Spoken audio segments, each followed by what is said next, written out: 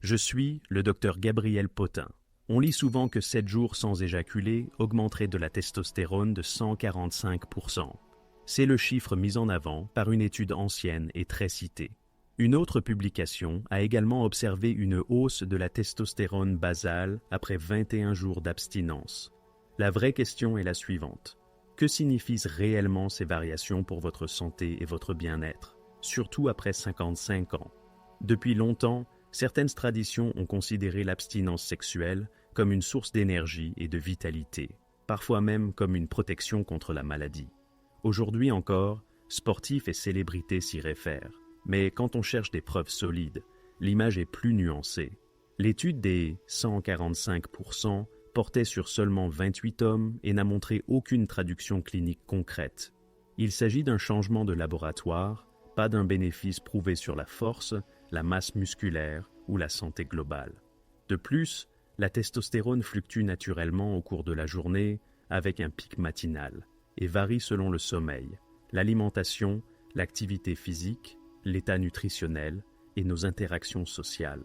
L'abstinence n'est qu'un facteur parmi d'autres, et probablement pas le plus décisif.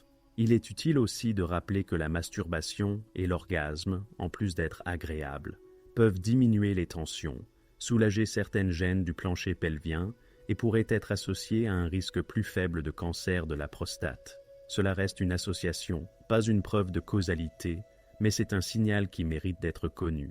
À l'inverse, l'idée que l'abstinence rendrait automatiquement plus attractif ou transformerait nos performances reste difficile à démontrer scientifiquement. Quelques travaux suggèrent que de simples interactions sociales peuvent moduler nos hormones, notamment la testostérone, mais les échantillons sont petits et le contexte compte énormément. En clair, nos hormones répondent à de multiples stimuli, pas uniquement à la fréquence d'éjaculation. Sur la performance sportive, la croyance selon laquelle avoir des rapports avant une compétition ferait baisser les résultats remonte à l'Antiquité. En pratique, ce qui nuit le plus, ce sont souvent les comportements associés. Coucher tard, manque de sommeil, alcool, autres substances. Pris isolément et à condition de respecter le repos, l'acte sexuel peut même aider à diminuer l'anxiété d'avant-match. Les synthèses les plus récentes concluent que l'activité sexuelle dans les 30 minutes à 24 heures précédant un effort n'altère ni l'endurance, ni la force, ni la puissance.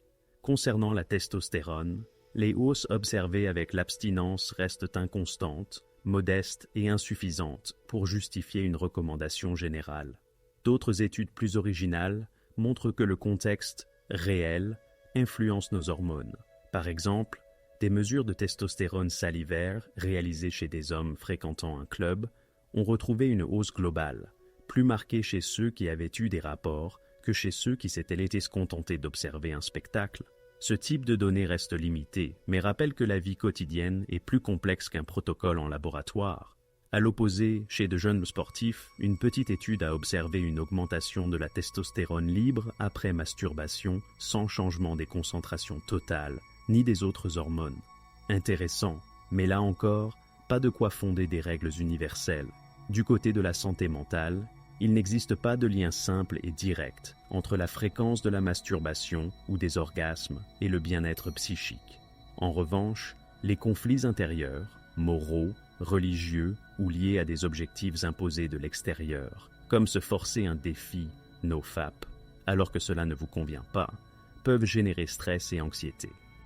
À l'autre extrême, la masturbation compulsive ou l'usage problématique de pornographie, lorsqu'il perturbe la vie quotidienne, justifie de demander de l'aide. Chez les aînés, l'activité sexuelle au sens large, rapport, caresse, intimité, a été associée à une meilleure mémoire et à de meilleures fonctions exécutives, peut-être via la dopamine et l'ocytocine. Ce ne sont pas des ordonnances, mais des éléments rassurants. La sexualité, adaptée à chacun, peut accompagner le bien vieillir. Vous avez peut-être entendu parler des blue balls, ces douleurs ou lourdeurs testiculaires après excitation sans éjaculation. Ce n'est pas une maladie reconnue, mais des cas existent, et l'on pense à une congestion pelvienne transitoire. En général, cela passe rapidement. Sur le plan andrologique, l'abstinence n'entraîne pas l'explosion des testicules. Les spermatozoïdes naissent, mûrissent, meurent et sont réabsorbés.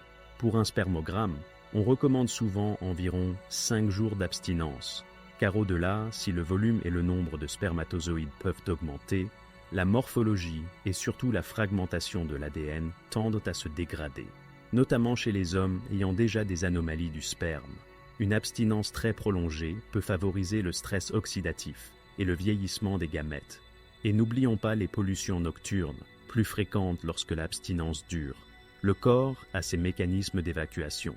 En résumé, le fameux MITU 145% provient d'une petite étude sans conséquences cliniques démontrées. L'activité sexuelle n'abîme pas vos performances, à condition de préserver votre sommeil. Elle peut même réduire l'anxiété d'anticipation. La testostérone dépend d'abord de votre hygiène de vie. Dormir suffisamment, bouger régulièrement, manger de façon équilibrée, gérer le stress et cultiver des interactions sociales de qualité. Côté fertilité, viser des périodes d'abstinence raisonnables est préférable à des durées très longues si l'objectif est une meilleure qualité spermatique et, surtout, alignez vos pratiques avec vos valeurs et votre confort. S'imposer un comportement qui vous met en conflit intérieur fait souvent plus de mal que de bien. Mon conseil est simple, si ces questions vous concernent, baisse de désir, troubles de l'érection, douleurs pelviennes, inquiétude sur la testostérone, projet de fertilité. Parlez-en à votre médecin. Chaque situation est unique après 55 ans, avec des traitements et des accompagnements adaptés. Si ce contenu vous a été utile, je vous invite à vous abonner et à partager votre expérience, toujours avec respect. Prenez soin de vous.